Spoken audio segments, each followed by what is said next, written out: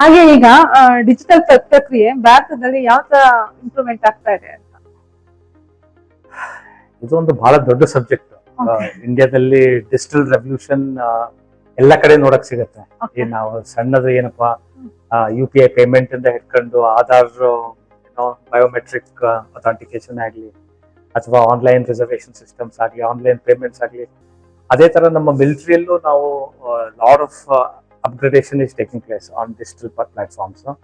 So ನಮ್ಮ jawans documentation, ನಮ್ಮ officers documentation, post retirement management of officers ಎಲ್ಲ ಡಿಜಿಟಲ್ ಎನ್ವೈರನ್ಮೆಂಟ್ನಾಗೆ ವರ್ಕ್ ಆಗ್ತಾ ಇದೆ. ಅಂಡ್ ನನ್ನ ಪ್ರಕಾರ ಡಿಜಿಟಲ್ ರೆವಲ್ಯೂಷನ್ ನಮ್ಮ ದೇಶದಲ್ಲಿ ಬೇರೆ ದೇಶಗಳಿಗಿಂತ ಬಹಳ ಚೆನ್ನಾಗಿದೆ ಅಂತ ಹೇಳ್ಬೇಕು. ನಾವು ಎಷ್ಟೊಂದು ದೇಶದಲ್ಲಿ ಹೋಗ್ತೀವಿ, ನಮ್ ತರ UPI ಪೇಮೆಂಟ್ಸ್ ಬೇರೆ ಎಲ್ಲರೂ ಮಾಡಕ್ ಸಿಗೋದಿಲ್ಲ. ಸೊ ಅವರು ನಮ್ಮನ್ನ ಕೇಳ್ತಾರೆ, ಇದು ಎಷ್ಟು ಸುಲಭವಾಗಿ ಪೇಮೆಂಟ್ ಸಿಸ್ಟಮ್ ಇದೆ ಅಲ್ಲ ಅಂತ ಹೇಳ್ಬಿಟ್ಟು. So we have to feel proud that our digital revolution in the country is far better than many countries around the world. ಈಗ ನೀವು ಬೇರೆ ಬೇರೆ ಕಂಟ್ರಿಗಳೆಲ್ಲ ವರ್ಕ್ ಮಾಡಿದಿರಲ್ಲ, ಹಾಗಾಗಿ ನಿಮ್ಗೆ ಇದ್ರ ಬಗ್ಗೆ ಹೆಚ್ಚಿನ ಮಾಹಿತಿ ಇರುತ್ತೆ ಅಂತ ನಾನು ಅನ್ಕೊಂಡಿರೋದು. ಬೇರೆ ದೇಶಕ್ಕೆ ಕಂಪೇರ್ ಮಾಡ್ಕೊಂಡ್ರೆ ನಮ್ ದೇಶಕ್ಕೆ ಕಂಪೇರ್ ಮಾಡ್ಕೊಂಡ್ರೆ ಡಿಜಿಟಲ್ ಎಷ್ಟು ಮುಂದುವರೆದಿದೆ? ಬಹಳ ಮುಂದುವರೆದಿದೆ. ಅಂಡ್ ಈಗೂ ನಾವು ಒಂದೊಂದ್ಸತಿ ಅಮೆರಿಕಾದಲ್ಲಿ ನೋಡ್ತೀವಲ್ಲ, ಚೆಕ್ ಪೇಮೆಂಟ್ ಈಗ ಇನ್ನು ನಡೀತಾ ಇದೆ. ನಮ್ಮ ದೇಶದಲ್ಲಿ ಈಗ ಚೆಕ್ ಬಗ್ಗೆ ಯಾರು ಮಾತಾಡೋದೇ ಇಲ್ಲ. ಆಲ್ರೆಡಿ ATM ಕಾರ್ಡ್ ಗಳೆಲ್ಲ ಆಗ್ತಾ ಇದೆ, ಯಾರು ಯೂಸ್ ಮಾಡ್ತಾ ಇಲ್ಲ ನಮ್ಮ ದೇಶಗಳಲ್ಲಿ. ಅದು ನಿಜ. And cash transaction is come down. So that is a big change. And digital services ಆಗಲಿ, ನಮ್ಮ ದೇಶದಲ್ಲಿ ಈಗ ಡೈರೆಕ್ಟ್ ಕ್ಯಾಶ್ ಟ್ರಾನ್ಸ್ಫರ್ ಅಂತಿದೆ. It's directly going in to the account of the individual. So it is remove the middle man, ಮಧ್ಯಸ್ಥರನ್ನು ತೆಗೆದುಬಿಟ್ಟಿದೆ. So there is more transparency in the delivery of services. So digital platforms have help the country and are helping individuals, especially the poor people. ಮತ್ತೆ ಚಿಲ್ಲರೆಗಳೆಲ್ಲ ಅದೆಲ್ಲ ತಪ್ಪೋಗಿದೆ ಅಂತ, ಚಿಲ್ಲರೆ ಕಾಸು ಹುಡ್ಕೋದೆಲ್ಲ ತಪ್ಪೋಗಿದೆ. ಹಾಗೆ ಸೈನಿಕ್ ಸೇರಿದಾಗ ಕುಟುಂಬಗಳು ತುಂಬಾ ಸಫರ್ ಮಾಡ್ತಾ ಇರ್ತಾರೆ. ಆ ಸಫರ್ ಮಾಡ್ತಾ ಇರೋ ಸಂದರ್ಭದಲ್ಲಿ ಆ ಮಿಲಿಟರಿ ಕುಟುಂಬಗಳಿಗೆ ಆ ಸರ್ಕಾರದಿಂದ ಏನೇನ್ ಸೌಲಭ್ಯಗಳನ್ನ ಕೊಡ್ತಾ ಇದ್ದಾರೆ ಅಂತ? ಫಸ್ಟ್ಲಿ ತಾವು ಹೇಳ್ತಿರೋದು ಸಫರ್ ಮಾಡ್ತಾರೆ ಅನ್ನೋದು ತಪ್ಪು. ಒಂದೊಂದ್ ಸತಿ ಮಿಲಿಟರಿ ಕುಟುಂಬಕ್ಕೆ ಸಪರೇಷನ್ ಇರುತ್ತೆ. ಈಗ ನಾವು ಫೀಲ್ಡ್ ಹೋದಾಗ ನಮ್ಮ ಮಿಲಿಟರಿ ಫ್ಯಾಮಿಲಿ ಏನಾಗುತ್ತೆ, ತಮ್ಮ ಹಳ್ಳಿಯಲ್ಲಾದ್ರೂ ಇರ್ಬೋದು, ಟೌನ್ ನಲ್ಲಿ ಇರ್ಬೋದು, ಅಥವಾ ಸಪರೇಟೆಡ್ ಫ್ಯಾಮಿಲಿ ಅಂತ ಇರುತ್ತೆ. ಸೊ ಅಲ್ಲೆಲ್ಲ ಮಿಲಿಟರಿ ಫ್ಯಾಮಿಲೀಸ್ ಎಲ್ಲಿದ್ರು ಅವ್ರನ್ನ ನಾವು ಚೆನ್ನಾಗಿ ನೋಡ್ಕೊಳ್ತೀವಿ, ಎಲ್ಲ ಫೆಸಿಲಿಟೀಸ್ ಅವ್ರಿಗೆ ಕೊಟ್ಟಿರ್ತೀವಿ. Plus there are small organizations which are responsible for our welfare ನೋಡ್ಕೊಳ್ಳಕ್ಕೆ ಆರ್ಗನೈಸೇಷನ್ಸ್ ಇದಾವೆ. ಅಂಡ್ ಈಗ ನಮ್ಮ ಮಿಲಿಟರಿ ಫ್ಯಾಮಿಲಿಗೆ ಎಜುಕೇಶನ್ ಆಗ್ಲಿ, ಮೆಡಿಕಲ್ ಫೆಸಿಲಿಟೀಸ್ ಆಗ್ಲಿ, ಶಾಪಿಂಗ್ ಫೆಸಿಲಿಟೀಸ್ ಆಗ್ಲಿ, ಅದು ಯಾವಾಗ್ಲೂ ಅವರಿಗೆ ಇರುತ್ತೆ. ಪ್ಲಸ್ ಪೀಸ್ ಸ್ಟೇಷನ್ ಒಳಗೆ ಯಾವಾಗ ಗಂಡ ಹೆಂಡತಿ ಜೊತೆಗಿರ್ತಾರೆ, ಅಲ್ಲಿ ನಾವು ಫ್ಯಾಮಿಲೀಸಿಗೆ ಟ್ರೈನಿಂಗು ಕೊಡ್ತೀವಿ. ಈಗ ನಮ್ಮ ಮಿಸಸ್ ಇದ್ದಾರೆ, ಅವರು when I was army commander, she was president of Army Wives Welfare Association.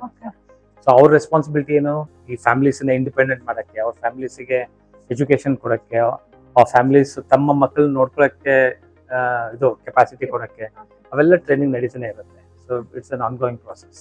So ಎಷ್ಟೊಂದು ಜನ ಯುವಕರಿಗೆ ಮಿಲಿಟರಿ ಸೇರ್ಬೇಕು ಅನ್ನೋ ಆಸಕ್ತಿ ಇರುತ್ತೆ, ಅವ್ರಿಗೆ ಏನಾದ್ರು ಸಂದೇಶ ಕೊಡೋದಿದ್ರೆ ಯಾವ ತರ? ಬಹಳ ಒಳ್ಳೆ ಪ್ರಶ್ನೆ. ಯಾಕಂದ್ರೆ ಈಗಿನ ಕಾಲದಲ್ಲಿ ಮಿಲಿಟರಿಲಿ ಸಿಗುವ ಆಪರ್ಚುನಿಟಿ, ಎಕ್ಸ್ಪೋಜರ್ ಬೇರೆ ಎಲ್ಲೂ ಸಿಗಕ್ಕೆ ಸಾಧ್ಯ ಇಲ್ಲ.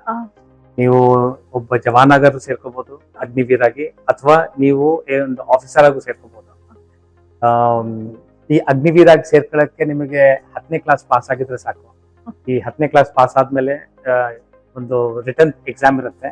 ಆ ರಿಟರ್ನ್ ಎಕ್ಸಾಮ್ ಆದ ತಕ್ಷಣ ನೀವು ಗೋ ಫಾರ್ ಮೆಡಿಕಲ್ ಎಕ್ಸಾಮ್, ಆಮೇಲೆ ಮೆರಿಟ್ ಲಿಸ್ಟ್ ಇರುತ್ತೆ, and then you get enrolled. ಈಗ ನಾವು ವರ್ಷ ಹೆಚ್ಚು ಕಮ್ಮಿ 50,000 ರಿಂದ 60,000 ಜನ ತಗೊಂತಾ ಇದ್ವಿ ಅಗ್ನಿವೀರ್ ಆಗಿ. ಇದರಲ್ಲಿ ಏನು 6 ತಿಂಗಳು ಟ್ರೈನಿಂಗ್ ಇರುತ್ತೆ, 3.5 ವರ್ಷ ಸರ್ವಿಸ್ ಇರುತ್ತೆ. ಅಂಡ್ ಟ್ರೈನಿಂಗ್ ಟೈಮ್ ಇಂದನೇ ಅವರಿಗೆ 25,000 ರಿಂದ 30,000 ರೂಪಾಯಿ ತಿಂಗಳ ಪೇ ಇರುತ್ತೆ. And at the end of 4 years they get a lump sum of almost 25 lakhs. ಅದರಲ್ಲಿ ನಾವು 25% ಜನನ ಇಟ್ಕೊಂತೀವಿ, ಬ್ಯಾಲೆನ್ಸ್ ಅವ್ರನ್ನ ನಾವು ಸೊಸೈಟಿನೊಳಗೆ ರಿಲೀಸ್ ಮಾಡ್ತೀವಿ. ಸೊ ದಿಸ್ ಇಸ್ ಅಬೌಟ್ ಜವಾನ್ಸ್ಗೆ. ಆಫೀಸರ್ ಆಗಿ ಸೇರೋಕ್ಕೆ the best method is the way I join. 12th class ಆದ್ಮೇಲೆ UPSC ಎಕ್ಸಾಮ್ ಕೊಟ್ಟು you can join National Defence Academy. ಅಲ್ಲಿ 3 ವರ್ಷ ಟ್ರೈನಿಂಗ್ ಆದ್ಮೇಲೆ IMA 1 ವರ್ಷ ಟ್ರೈನಿಂಗ್, ಆಮೇಲೆ ಕಮಿಷನ್ ಆಫೀಸರ್. ಕೆಲವರು ಹೊರಗಡೆ ಡಿಗ್ರಿ ಮಾಡ್ಕೊತಾರೆ. ಡಿಗ್ರಿ ಹೊರಗೆ ಮಾಡ್ಕೊಂಡ್ಮೇಲೆ ನಿಮ್ಗೆ 2 ಆಪ್ಷನ್ಸ್ ಇದಾವೆ. ಒಂದು ಶಾರ್ಟ್ ಸರ್ವಿಸ್ ಕಮಿಷನ್ ಅಂತ, ಆಫೀಸರ್ಸ್ ಟ್ರೈನಿಂಗ್ ಅಕಾಡೆಮಿ ಚೆನ್ನೈ ಅಂತಿದೆ. ಅಲ್ಲಿ ಹೋಗ್ಬೋದು. ಅಥವಾ you can join CDS combined defence services exam ಕೊಟ್ಟು ಇಂಡಿಯನ್ ಮಿಲಿಟರಿ ಅಕಾಡೆಮಿ ಎರಡನ್ನೂ ಹೋಗ್ಬೋದು. ಸೊ ಯಾರಿಗೆ ಮಿಲಿಟರಿ ಸೇರೋ ಇಚ್ಛೆ ಇದೆ ಅಂದ್ರೆ ದರ್ ಇಸ್ ಅನ್ ಆಪರ್ಚುನಿಟಿ. ನೀವು ಡಾಕ್ಟರ್ ಆಗಿರ್ಬೋದು, ಇಂಜಿನಿಯರ್ ಆಗಿರ್ಬೋದು, ಲಾಯರ್ ಆಗಿರ್ಬೋದು. ಯು ಕ್ಯಾನ್ ಜಾಯಿನ್ ದಿ ನಮ್ದು ಲೀಗಲ್ ಕೋರ್ ಇದೆ, ಜಾಕ್ ಬ್ರಾಂಚ್ ಅಂತ ಇದೆ. You can join our army medical corps, you can join army education corps. ಆ ಥರ army is a very big family.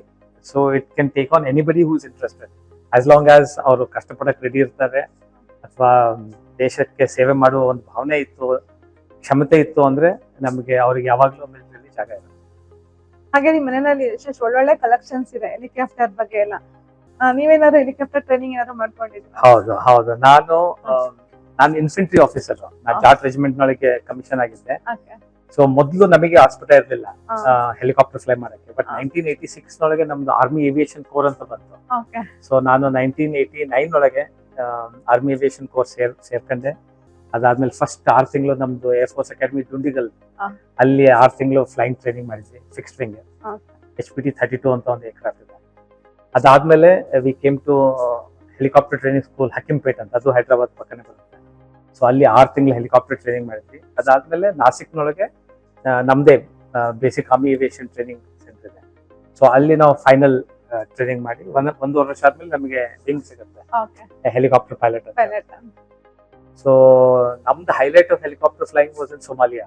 ನಾವೊಂದು 3 ವರ್ಷ ಸರ್ವಿಸ್ ಮಾಡಿದ್ಮೇಲೆ ಏವಿಯೇಷನ್ ನಲ್ಲಿ ನಾವು 5 ಹೆಲಿಕಾಪ್ಟರ್ ತಗೊಂಡು ಆಫ್ರಿಕಾ ಹೋಗಿದ್ವಿ.